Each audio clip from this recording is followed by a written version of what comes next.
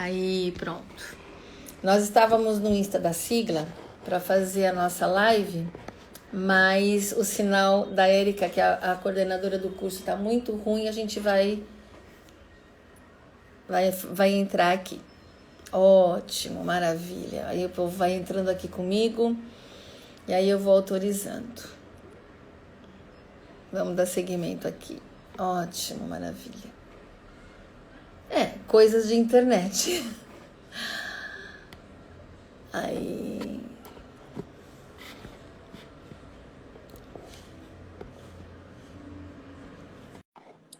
Vamos ver se a Ana Cláudia já entra. Aí, Ana Cláudia. Maravilha. A gente continua por aqui. Tá me vendo, Paula? Eu tô enorme para mim. Você tá enorme para mim também. O que será que aconteceu? É o sinal. É o sinal. Tá? Ó, a Rita já entrou. Isso. Ritinha, nós vamos fazer o seguinte, ó. A Ana Cláudia vai ficar aqui, a gente já entrou lá pela sigla, mas nós vamos dar continuidade aqui, tá? E aí, a hora que a Ana Cláudia acabar a apresentação, ela sai e aí entra a Rita, tá bom? E aí a gente continua com a Rita, pode ser assim? Acho que por mim tudo bem. Tá dando para me Bom, ver? Eu tô gigante tá assim, ó, na ótimo, tela. tá Tá dando para ótimo, ver? tá ótimo. Deixa eu ver se eu consigo aqui enviar para todo mundo aqui, a gente consegue fazer junto. Deixa eu ver se a gente consegue fazer em 4. Aê, Ritinha, deu Tá certo! melhorando. Agora deu. Pronto! Ok, então, muito bom, todo mundo. Ai, Gil Botrani! Ai, eu sou escandalosa com as minhas alunas, tá, gente? Com meus alunos, que a gente vê tanta gente linda, maravilhosa, que a gente não vê há tanto tempo que a gente morre de saudade, né? Sou professora há 40 anos, assim, a gente sempre vê uns nominhos que a gente lembra e fica muito, muito feliz, né? Então, 40 não, 30. Eu sou formada há 40, mas tô na docência só há 30. Calma, devagar. Né, Érica? Aí a gente vai falar então um pouquinho da Covid, tá bom? Dando seguimento. É o seguinte, então. A gente falou que o Covid, então, pensando no que a gente vai oferecer também lá na sigla para vocês, tá bom? Vai ter também um módulo específico. Tivemos que reformular a programação para oferecer esse módulo de Covid, e aí a gente vai esperar um pouquinho as pesquisas estarem mais amadurecidas para a gente poder fazer esse módulo de Covid, que é tão importante para a fonoaudiologia. A fonoaudiologia cresceu muito. Oi, Samuel! Não vou ficar cumprimentando todos os alunos, porque senão eu vou ficar aqui falando com todo mundo, mas sintam-se todos abraçados, tá? Então, a gente tem... tivemos que mudar, tivemos que fazer um enfrentamento de pandemia, e aí tivemos que mudar também a programação. Vamos ter que mudar, né, professora Érica? Porque tem que acompanhar a evolução dos tempos. E nessa mudança, então, que a gente viu, essa mudança de atendimento dentro do hospital, e agora a gente está no atendimento ambulatorial, ou em home care, em domicílio. E aí, Ana Cláudia, eu vou pedir para você contar um pouquinho para a gente do que você estudou, porque nós estudamos para fazer essa live, tá? Ó, livrinho da Covid, estudando livrinhos, porque a gente é docente na raça. Então, Ana Cláudia, passo para você a palavra para você contar para a gente o que você percebeu nas suas andanças aí com relação às alterações de linguagem, tá bom? Vou Vamos fechar o lá. meu microfone. Então vamos lá. Em primeiro lugar, quero agradecer por estar aqui, pela confiança de todas. Mandar um beijo para as alunas que estão tudo entrando, chamando a gente de linda, dando boa noite. Eu fico muito feliz de ver os alunos aqui participando com a gente. Eu estudei muito a parte neurológica e cognitiva, né, dessas sequelas do Covid. E o que me chamou bastante atenção Foi porque tudo que foi falado nos estudos não foi relacionado apenas com a medicação que esses pacientes tomaram em função deles terem ficado entubados muito tempo, deles terem ficado sedados, mas as sequelas cognitivas que depois realmente esses pacientes apresentaram, inclusive sequelas essas reconhecidas pela OMS em 2020. Então, a OMS reconheceu que ficaram sequelas no sistema nervoso de alguns pacientes e que não necessariamente precisaram ser os pacientes que estavam graves. Pacientes até que não apresentaram sequelas tão significativas, que não precisaram ficar internados, que não precisaram ficar entubados, que não passaram por traqueostomia, pacientes com sequelas mais leves apresentaram alterações no sistema nervoso. E aí, estas sequelas apareceram a nível de memória, de atenção, e da nossa área fonoaudiológica, principalmente da parte da comunicação mesmo, porque afetou essa parte lexical desses pacientes, como se eles tivessem, comparadamente, eu li nos estudos, né, como se eles tivessem ficado afásicos, como se eles tivessem tido, por exemplo, um AVC, as sequelas foram muito parecidas. Então, as pessoas não conseguiam encontrar as palavras para se colocarem durante a comunicação. Foi mostrado em vários estudos, né, que foram afetadas áreas diferentes do sistema nervoso, e aí, em função dessas áreas do sistema nervoso, diferentes funções comunicativas foram apareceram como sinais e sintomas dessas sequelas, né? E aí diversos estudos interessantes eu li um estudo que abrangeu alguns estados dos Estados Unidos e da Europa, né? Que eles desenvolveram um material para treino cognitivo ainda desses pacientes internados. Eu achei bastante interessante esse estudo, porque eles aplicaram enquanto esses pacientes ainda estavam internados e não necessariamente eram pacientes graves, né? Porém, esses pacientes apresentavam dificuldades em pequenas tarefas, né? Em nomeação de objetos, em lembrar de palavras durante a conversação espontânea, em memória recente. Então, por exemplo, quando eles eram perguntados de coisas recentes sobre os seus parentes, sobre as suas funções diárias, e eles tinham dificuldade em se colocar.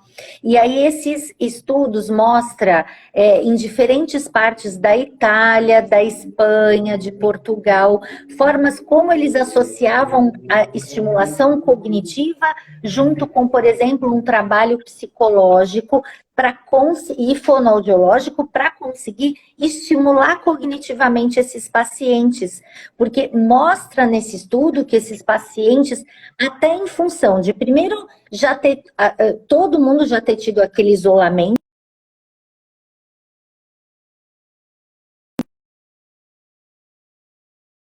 ter convívio, se vendo só através das telas, então isso psicologicamente já alterou muitas pessoas, então já foi uma sequela emocional, e aí em função da pessoa ainda.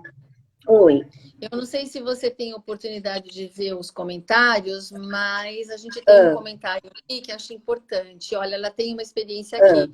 Uma amiga ficou com sequela de memória e convulsão epilética e ela realizou vários exames, deve ser neurológicos, que observaram que foi sequela pós-Covid. Contudo, quando teve Covid, eu acho que aí ela até não tinha verificado isso, mas...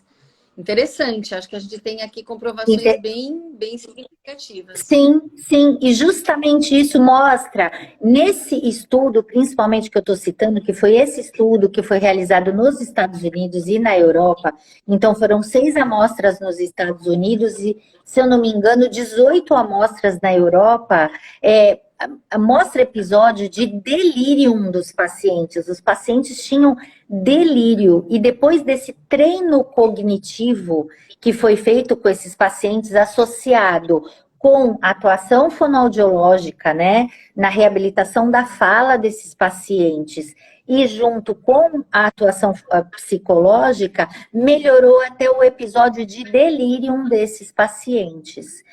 Eu não vi nenhum estudo que mostrava convulsão, quadros convulsivos, né? Mas todos os estudos faziam um link grande, tanto com as medicações que os pacientes tomaram, sedativas, medicações, né, que a gente sabe que a medicação melhora uma coisa e afeta a outra na gente, né? Então, relacionava tanto com essa medicação, como com, além da medicação, o fato da falta de oxigenação mesmo, que muitos pacientes passaram, e isso afetava diretamente o sistema nervoso. Um outro estudo que eu achei bastante interessante foi um estudo realizado aqui no INCOR, em São Paulo. É um estudo que ainda está em andamento, que também foi desenvolvido por uma neuropsicóloga, a doutora Lívia Valentim. E essa neuropsicóloga ainda está em andamento com a sua pesquisa. É uma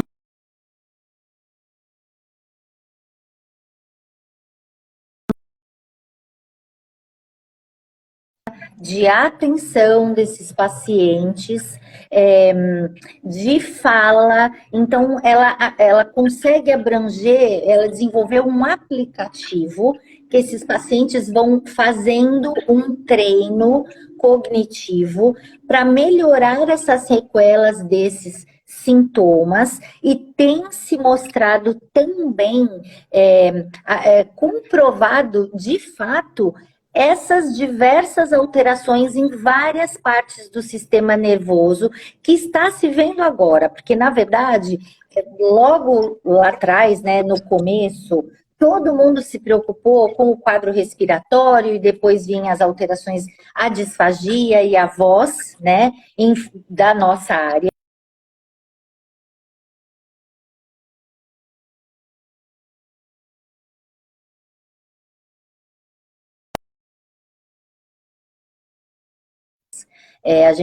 Os estudos, eu vi vários estudos, eu estudei a semana toda, fiquei fazendo pesquisa para a gente poder ter essa conversa, e ficou muito claro que não só aqui no Brasil os estudos estão sendo desenvolvidos, mas nos Estados Unidos e na Europa também, porque as queixas e as sequelas foram bem significativas, impactando na qualidade de vida dos pacientes, até para eles retornarem para o trabalho agora, né? Que as coisas estão voltando ao normal, mas os pacientes ainda estão com dificuldade de retomar as suas atividades diárias em função dessas sequelas cognitivas, dessas sequelas de comunicação da nossa área. Então, mais uma vez, a atuação fonoaudiológica está se mostrando eficiente nesse trabalho com os pacientes sequelados aí da Covid-19.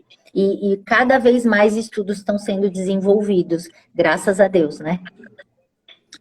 A gente está tendo alguns comentários aqui, que as pessoas realmente... as pessoas ficam com sequela, né? As pessoas estão, parece que estão realmente percebendo que ficam com sequelas, e aí a gente tem, então, os relatos das pessoas, né? Das experiências, E outra coisa, né, Ana Cláudia? Não sei se você leu, mas eu estava lendo esses dias as alterações audiológicas. Nós fizemos uma pesquisa na faculdade, no grupo de extensão da professora Olívia, da professora Ana Lúcia, conjuntamente, e nós não encontramos publicações até uns 3 meses atrás que falava de alterações de zumbido. E hoje eu já li. Então, olha como está rápido. Sim, eu também. Então, isso. Nessa amostra que eu falei dos Estados Unidos e da Europa, que é uma amostra grande, né, também, e que foi feito esse treino cognitivo, inclusive eles falam de sequelas de espaço visual e também sequelas auditivas, não propriamente dos pacientes terem tido perdas, mas dificuldade de processar esses sons em função desta Covid. Então, dentro desses treinos cognitivos, eles também usavam os treinos auditivos para que esses pacientes pudessem recuperar essa parte da fala e eles pudessem conseguir minimizar esses quadros comparativos com a afasia, né? Que foram feitas essas relações como se os pacientes tivessem tido um AVC, como se esses pacientes tivessem tido um traumatismo craniano e ficaram quadros muito parecidos e mostram essas sequelas do processamento, dessa dificuldade de fazer esse processamento para depois trazer para parte da linguagem mesmo, todo esse processamento auditivo e visoespacial também, afetando muito a qualidade de vida desses pacientes. Com certeza. Acho que vale ressaltar. Estava sem microfone. A gente ainda não sabe como trabalhar com esses pacientes nas sequelas, né? A gente não sabe, porque a gente não sabe qual é o grau de perda, o grau de memória, a gente não tem nada, quase nenhuma informação. Só queria falar para vocês que a gente tem gente de Pernambuco aqui na nossa live hoje. Olha que coisa boa, né? O Brasil é um país tão lindo e aí a gente tem a possibilidade de estar com o Brasil inteiro entrando aqui para a gente poder conversar sobre esse assunto. Como podemos ter acesso ao aplicativo para trabalhar melhor a memória? Estou perguntando aqui.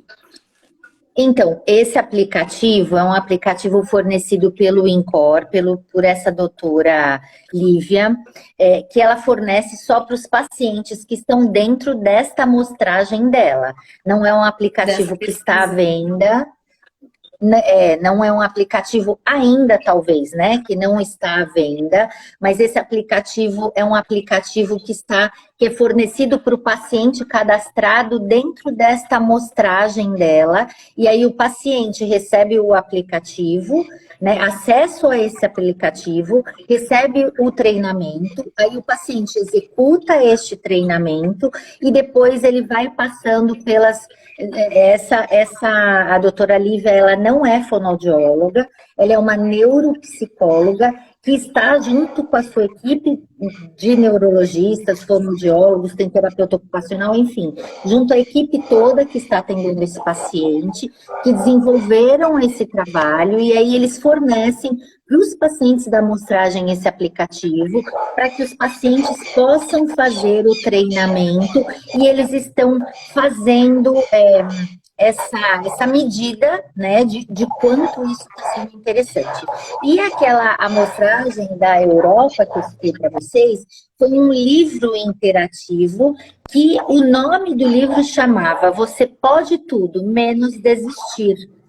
Que aí esse sim era aplicado com os pacientes ainda internados e era um livro que fazia com que esses pacientes tivessem memórias de momentos felizes deles antes do Covid, do que eles gostariam de fazer a hora que eles estivessem alta, do que eles gostariam de comer, por exemplo, a hora que eles pudessem estar com a deglutição reabilitada, de quem seria a primeira pessoa que eles queriam conversar, com quem seria a primeira pessoa que eles queriam abraçar, qual o primeiro lugar que eles queriam ir após a alta. Então, era um livro interativo que esses pacientes iam respondendo para que fosse trazido para esses pacientes, além deles terem que buscar na memória coisas que deixassem, né, esses pacientes felizes e que fizessem com que esses pacientes não desistissem da vida, mas que era um treino cognitivo para eles irem lembrando,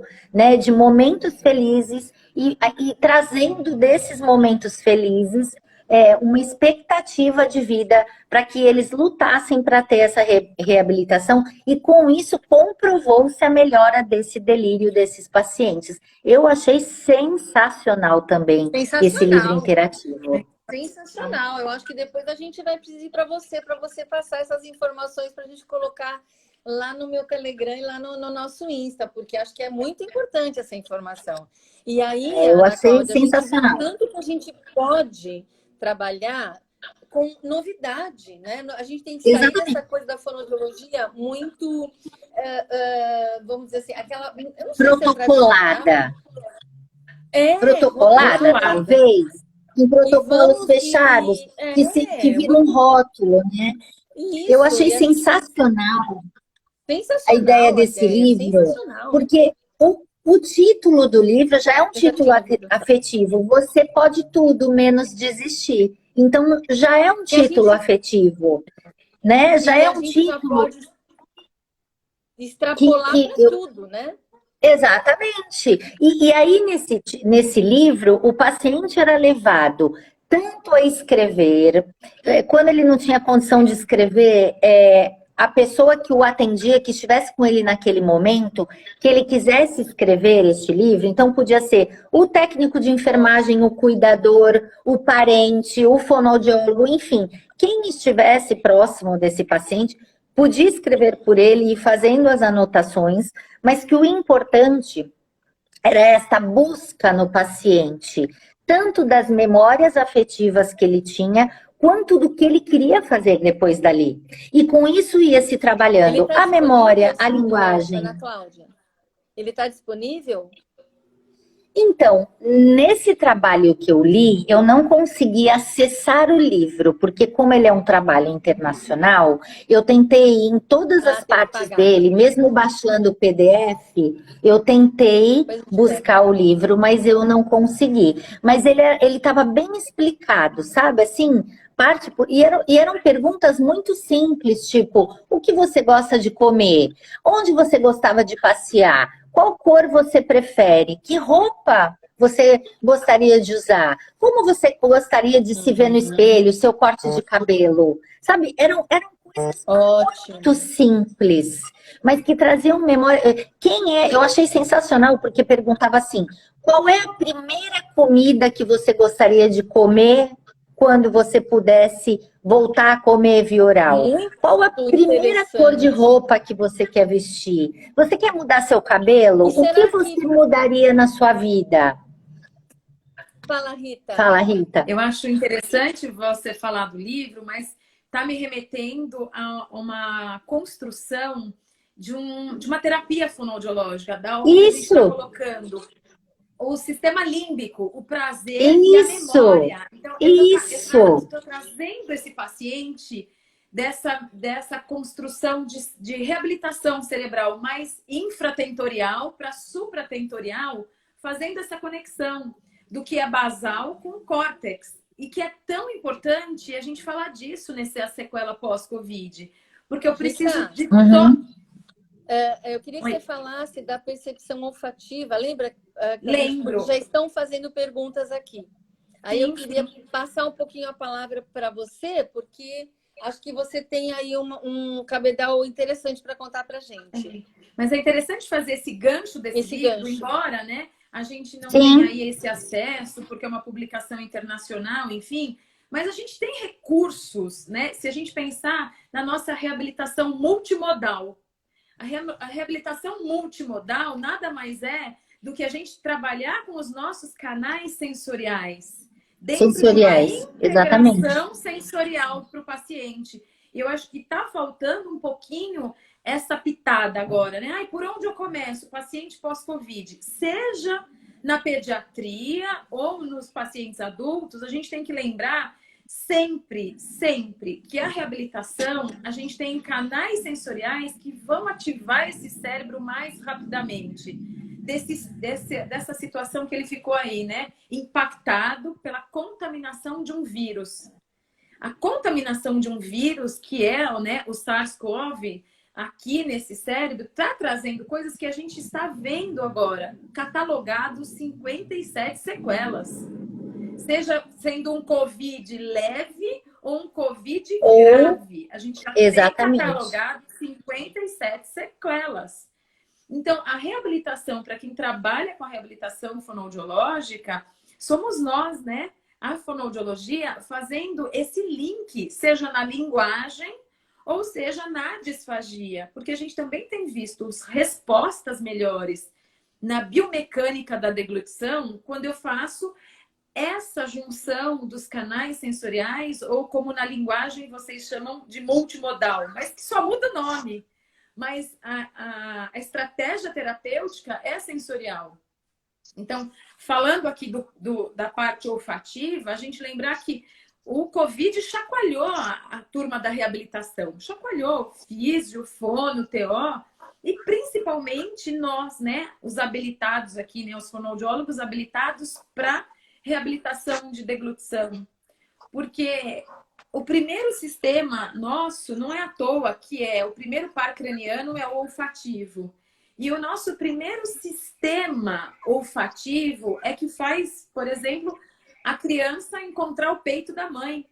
É pelo canal olfativo que a criança se organiza, que o bebê se organiza para ele conseguir a alimentação. Então, esse canal olfativo veio chacoalhar mesmo, né? O quanto ele foi pouco estudado, pouco explorado. E que a gente tem visto que o Covid fez isso, né? Ele acomete um sistema olfativo e gustatório de uma forma que as pessoas se impactam mesmo e ficam impactadas porque há uma perda realmente. E que eu não sei se é uma perda ou, né, uma diminuição, uma hiposmia e uma hipogeusia aí, né? Uma hipogeusia. O que está acontecendo? A gente não sabe ainda, mas a gente tem visto melhora na reabilitação quando eu começo a trabalhar esse sistema olfativo com a memória. Não é só trabalhar diferentes olfatos e trabalhar esse cheiro como a gente tem feito, né? Mas muitas vezes eu percebo que trabalhar um sistema olfativo da memória do que aquela pessoa gosta. Porque aí sim, né? Eu vou trabalhar com o cheiro do macarrão à bolonhesa. Ou eu vou trabalhar com o cheiro do perfume do meu marido. Eu vou trabalhar com o cheiro do perfume que eu gosto. Porque eu faço um caminho multimodal para esse entendimento. Que cheiro é esse que eu gosto? Que é, na verdade, muito do que nós fazemos com as crianças na recusa e seletividade alimentar. Fala, Paula. Eu não posso deixar de falar, porque assim, quando a gente sente tudo isso, existe uma neuroinformação, tá, que desencadeia 30% do HCl no estômago. Então, não é brincadeira, a gente fica pensando assim, o que é esse trabalho que você faz com a criança? E quando a pessoa com Covid tem toda essa alteração e ela não consegue receber essa informação neurofisiológica da hipófise, olha como é grave isso. Então, você tem 30% do HCl que não vem para o estômago porque ele não tem essa informação neurofisiológica. E aí você tem uma perturbação do estômago, do rim, do pâncreas, porque a gastrina não vai favorecer a motilina, que não vai favorecer o pâncreas, que não vai favorecer o rim com a colecistocinina, meus alunos sabem que eu enrosco, né, nesse nome, porque faltam os hormônios para fazerem esta digestão que é cefálica, que chama digestão cefálica. Então, a gente tem tanta coisa para trabalhar com esse povo, Rita. E a menina que estava falando, não se desculpe, a menina, porque eu não vou me lembrar o nome agora, falou que tem 22 anos a sequela de Covid, ou seja, não são os idosos apenas. Eu queria que vocês comentassem um pouquinho de que não são os idosos e que se tem caso de criança, que eu não sei se ainda tem a que já afetou Covid. Sim. Essa semana eu dei uma supervisão para uma colega fonoaudióloga que ela está com um paciente de 16 anos. E que esse paciente pegou um Covid leve, graças a Deus a gente sabe disso, mas que ele tem apresentado a queixa e foi procurar, né, o atendimento fonoterápico para o Covid, exatamente pelo fato que ele sente um gosto amargo na boca. Não é mais o mesmo sistema gustatório. Não é A língua. Eu lembrei da língua. Lembrei para Ana Cláudia falar da língua. Vai, Ana, fala da língua. Então, a gente A tem essa língua. questão, né? Essa semana eu estava estudando, que nem eu falei, né? Eu fiquei fazendo um monte de pesquisa e eu li que estudos recentes mostram a língua do Covid, chama exatamente isso. O nome que se deu, né, pós o Covid, para algumas alterações, foi a língua do Covid. Essa língua do Covid foram alguns pacientes, mesmo os de não sequela grave, que não ficaram internados, que não tiveram alteração de saturação, nada disso. Por exemplo, eu fiquei com a língua do Covid, que é uma ardência na língua, e às vezes a gente tem a sensação de que ela está com um alargamento que marca os dentes até. Você chega até a mordiscar a lateralzinha da língua. Alguns pacientes apresentaram uma espécie de bolhas na língua e outros ficaram com essa sequela da ardência e de um alargamento que pega o formato dos dentes. E aí essa ardência, ela vai e volta. Ela vai e volta. Imagina, e por exemplo, eu me coloco no meio desses pacientes da língua do Covid, que eu tive Covid no começo de 2020. E até hoje, essa ardência às vezes me aparece e eu estava até achando que era alguma coisa de estômago. E quando eu fui ficar estudando muito a respeito do Covid, eu encontrei esses estudos. São estudos do Brasil que mostram a língua do Covid.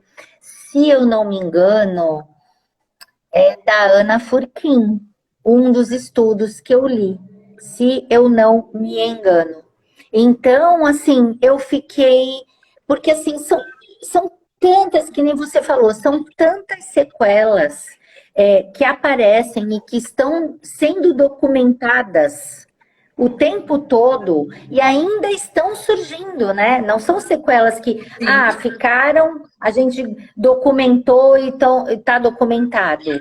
Elas ainda estão aparecendo. A gente tem aí muita coisa para estudar. Mas, Rita, você leu alguma coisa sobre a disfagia especificamente? Efetivamente, a gente tem ouvido também colegas que trabalham na área, acho que eu não consigo. Érica, Fecha teu microfone. Tá aberto. Aí a gente está escutando cachorro latir, passarinho piar. Acho que a Érica não ouve a gente. Manda um zap. Eu acho que ela não ouve. Gente, me perdoa. Eu tô quase...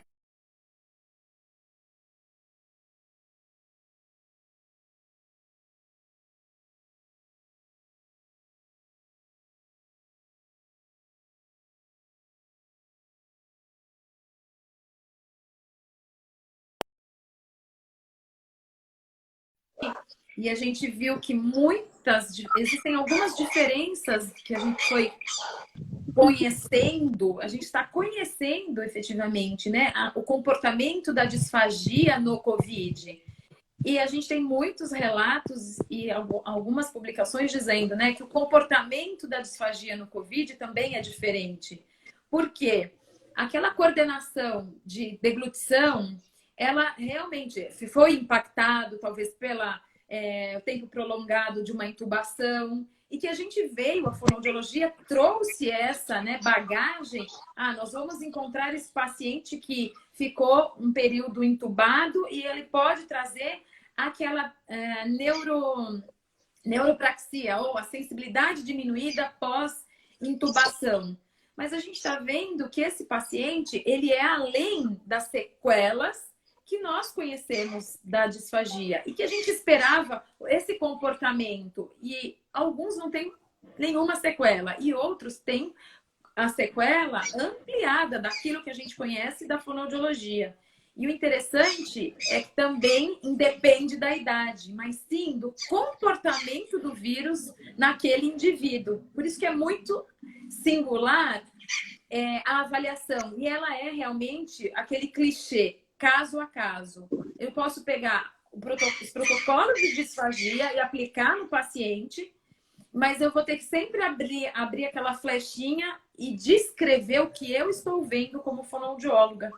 Porque cada caso vai ter que ser abordado da mesma forma. E o que me ocorre pensar de paciente que a gente identifica que ele está bem numa pós-extubação e que a gente tenta ofertar VO e ele perde o quê? O referencial, porque embora a parte motora, ele esteja bem, sensorialmente não. E quem habilita o motor é o sensorial.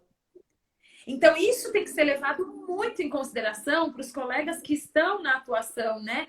Em home care, nos pós-sequelas aí de Covid. Porque eu posso ter um comportamento motor. Seu João, faz uma mobilização de língua, eleva, protrui, anterioriza, deglute. Motoramente, você vê um efeito até funcionante. Mas eu tenho que lembrar que esse paciente COVID, ele tem uma desorganização sensorial, que é o que a Ana acabou de falar. Eu tenho uma língua de COVID que tem um comportamento sensorial que meu receptor está alterado da língua desse paciente. Mecanorreceptor pode ser que esteja alterado. E, né? Então, olha que interessante. A condição da sensação daquele bolo alimentar é diferente no paciente com COVID. E que meu receptor também. E Sim. O sensorial habilita o motor. Então, eu posso até encontrar um paciente que tem a biomecânica da deglutição eficiente, mas um comportamento mais delicado. Então, eu não posso colocar na mesma, né? Eu falo na mesma régua de avaliação um paciente pós-TCE, pós-AVC, pós qualquer que seja a sequela já estudada e produzido ciência na fonoaudiologia com esses pacientes COVID. Eu sempre vou ter que ter um pé atrás, porque eles têm comportamentos sensoriais diferentes. Rita, você acha que a gente consegue reverter esses quadros, não neurológicos, mas da parte sensorial? Você acha que a gente consegue reverter facilmente? Porque é um trabalho que eu acho que a gente tem que pensar eu acho que as pessoas estão usando, né? Eu acho que as pessoas estão usando todos os recursos terapêuticos para responder isso, né? E a gente vai ter que produzir ciência, efetivamente, na fonoaudiologia para esta população COVID em especial. O que a gente tem visto, Paula, e eu ouço os colegas dos adultos, porque eu estou no mundo infantil, né? Sim. Um bom privilégio nesse momento do mundo infantil, porque a gente não vê essas sequelas graves sensoriais nas crianças e nos adolescentes, embora a gente tenha começado a ouvir, né, os adolescentes trazendo essas informações para a gente. Eu acho que a gente vai ter um bom resultado se a fonoaudiologia ela direcionar a sua reabilitação para esse sistema multimodal, para esses canais sensoriais serem ativados no mesmo momento, levar em consideração isso. Você acha que a gente consegue fazer isso no hospital? Dependendo do hospital, por exemplo, no hospital que a gente tem a atuação lá em Guarulhos, o pessoal teve autorização médica para trabalhar, por exemplo, com a fotobiomodulação, e com os kits do ETTG dentro do hospital. E a equipe de nutrição liberando uma variedade maior. Porque eu estou pensando na biossegurança. Sim. Então, eu acho que, dependendo da instituição, eles estão antenados também, né? Que, embora a gente não tenha respaldo né? Esse respaldo científico aí, ainda da fotobiomodulação, mas eles estão atentos que a gente tem já publicado a melhora da cavidade oral de um paciente na reabilitação sendo conduzido na fonoterapia com o uso da fotobiomodulação. E também a gente tem, Paula, uma resposta com os estímulos sensoriais. É notório que a equipe médica tem visto, né? A gente trabalhar com o quente e o frio e com 2, 3 sabores ao mesmo tempo para esse paciente, levando em consideração o recordatório alimentar desse paciente, o que ele gosta de comer. Eu não sei se alguém gostaria de fazer alguma pergunta para colocar nos comentários, porque nós já estamos nos encaminhando para os nossos minutos finais, né? Numa sexta-feira, eu estou muito feliz de ter tanta gente aqui discutindo o Covid com a gente. E o que mais me assusta é que a gente ainda não sabe como fazer. E aí eu não sei se a gente tem uma língua alterada, a gente tem olfato alterado, a gente tem audiologia, a parte audiológica alterada, a gente tem a linguagem alterada. Então, assim, a gente não sabe que protocolo que a gente vai usar, o que a gente vai fazer, como que a gente pode desencadear um processo terapêutico, porque a gente não tem ainda, não sei se alguém que pode estar trabalhando e tentando entender como é que funciona isso. Se alguém tem alguma experiência, pode comentar. Fala, Cláudia.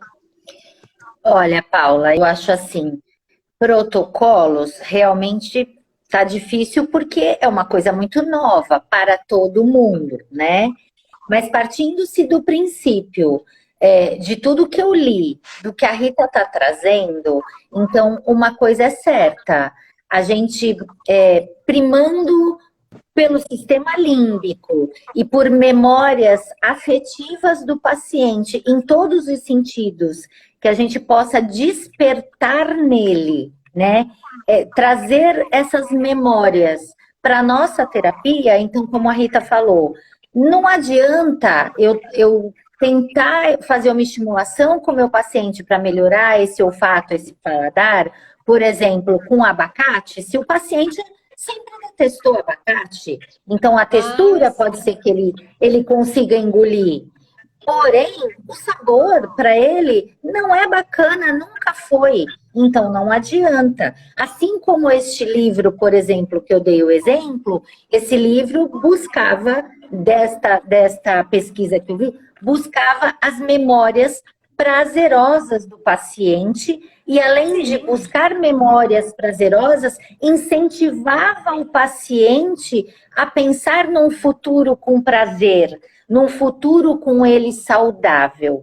Então, eu acho que se a gente pensar em montar um protocolo, elaborar um protocolo, a gente tem que pensar na parte, como é que eu posso dizer, de usar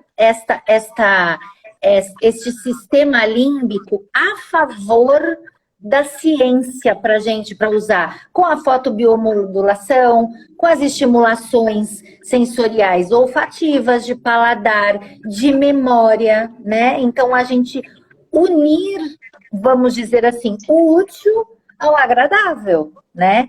Que a gente viu tem um caminho. Que é um caminho, que é o caminho. Sim. E eu acho que o fonoaudiólogo usa muito isso sempre, né? Eu acho que quem faz fonoaudiologia, não sei, já tem esse dom de como a gente diz, né? De pescar no ar, essa coisa de personalizar a terapia do paciente, que eu acho que isso é o mais importante, por mais que existam protocolos. Sim. Eu acho que a gente tem uma pergunta aqui, para depois, então, a gente poder tá finalizando, porque acho que já estamos quase há mais de uma hora aqui, apesar de estar muito interessante. A neuroplasticidade também foi afetada de maneira Foi afetada pelo Covid? Isso. O que vocês acham? Será? Pois é. Porque aí eu vou jogar a bola para a Paula e vou dizer assim, depende do metabolismo. Exatamente. Porque eu sou muito dependente do metabolismo para o paciente, da resposta.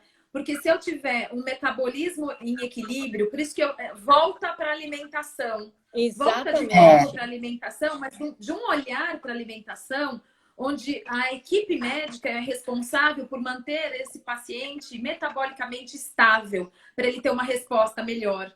Então, embora os pacientes digam para a gente, eu não quis comer, eu não tenho vontade de comer, porque eu não sinto, né, não sinto o cheiro da comida e o gosto da comida. Mas o quão importante é esse paciente se manter metabolicamente estável através da alimentação. Então, fora a medicação, né? Fora a medicação. Sim. Que altera todo. Sim. Se eu deprimo o meu sistema, por falta de alimentação, eu não dou chance de eu fazer essa neuroplasticidade, porque eu não vou ter cálcio, potássio, magnésio, bicarbonato em equilíbrio. Então, o meu corpo não vai responder. Isso é a base de qualquer reabilitação, seja num câncer ou em qualquer outra doença. Eu preciso manter o meu metabolismo em equilíbrio para que ele possa responder à reabilitação. Então, eu acho que a fonoaudiologia caminha cada vez mais para fazer uma leitura de exame metabólico, de hemograma. Esse é o futuro da fonoaudiologia. Porque nós fazemos isso nos nossos bebês na UTI neonatal. Na UTI neonatal, eu falo, doutor, esse bebê está rebaixado, porque olha o exame dele. E aí, há uma correção do bebê metabólica, daquele prematurinho, e ele fica em um estado comportamental de alerta para o fonoaudiólogo retrabalhar. Então, é essa analogia que eu convido os colegas, né, que estão reabilitando pacientes adultos. Porque isso já é feito. E o fonoaudiólogo trabalha há muito tempo com esse raciocínio na prematuridade. Está faltando a gente olhar metabólitos desses pacientes. A gente... aí é chover no molhado, né? Fala Ô, Rita, para a gente poder encerrar, vai. E esse raciocínio a gente usa até com adulto. Quando a gente chega numa casa e ontem ele estava bem, estava deglutindo melhor, e hoje a gente chega lá e fala, nossa, mas hoje ele começou a babar, a deglutição parece que piorou. A gente pergunta assim, como é que tá o xixi dele? Tá escuro? Tá com odor? O odor tá diferente? Porque uma simples infecção urinária mexe no quadro inteirinho do paciente. Ou seja, deixa eu ver o exame desse paciente, ver se... Vamos pedir para o médico fazer um exame e ver se ele está com infecção urinária, porque não adianta, se ele estiver com infecção urinária, se ele estiver com infecção pulmonar, a deglutição dele vai piorar, né? Se ele tiver com a espasticidade, por exemplo, no caso de um Parkinson, muito rígido naquele dia, não adianta, a boca dele vai travar junto com a mão. Então, a gente tem que ter todo esse raciocínio do paciente, sempre, né? Da parte metabólica, da parte muscular. Que nem eu falo, a gente não vê uma boca, a gente não vê uma língua, a gente vê uma pessoa como um todo, do pé até a cabeça, né? Gente, eu acho que para a gente poder, então, finalizar, acho que ficou bem claro das mudanças de entender o que era a Covid e o que ela é hoje, né? Fazendo um fechamento do que a língua modificou com a Covid, a linguagem se modificou nas sequelas de Covid, nós temos sequelas ainda não estudadas, né? A mudança de comportamento terapêutico que o fonoaudiólogo tem que ter até na disfagia, né? Então, acho que vamos estudar mais e aí vamos pegar o aplicativo lá da linguagem que a professora Ana Cláudia citou, vamos fazer o nosso aplicativo, vamos trabalhar com esses aplicativos e eu só tenho a agradecer a oportunidade de a gente estar discutindo isso aqui. Foi muito, a gente vai ficar aqui a noite inteira discutindo, porque é muito rico. Então, parabéns pela disponibilidade da professora Ana Cláudia em ter pesquisado, da professora Rita, né, dessa discussão grande sobre metabolismo, da professora Érica em estar disponível para a gente poder discutir isso. E convido todos vocês a conhecerem a sigla, que é um curso de pós-graduação, então, que a professora Érica e a professora Adriana coordenam a parte geral e eu coordeno a parte da especialização em hospitalar e tenho o prazer de estar aqui com a professora Ana Cláudia, uma das professoras, né, da professora Rita, a professora Isabel, que também está conosco, né, que hoje não pôde ficar, mas tenho só a agradecer. Obrigada. Se alguém quiser fazer as considerações finais, acho que o sinal da Érica está muito ruim, mas eu tenho certeza que tem gente pedindo para você, tem gente gravar aqui no chat pedindo para você deixar gravada. Vou tentar.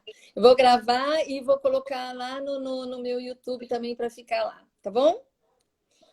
Boa sexta-feira! Boa sexta-feira! Beijo, meninas. Boa sexta. Obrigada. Boa sexta. Beijo grande. Beijo.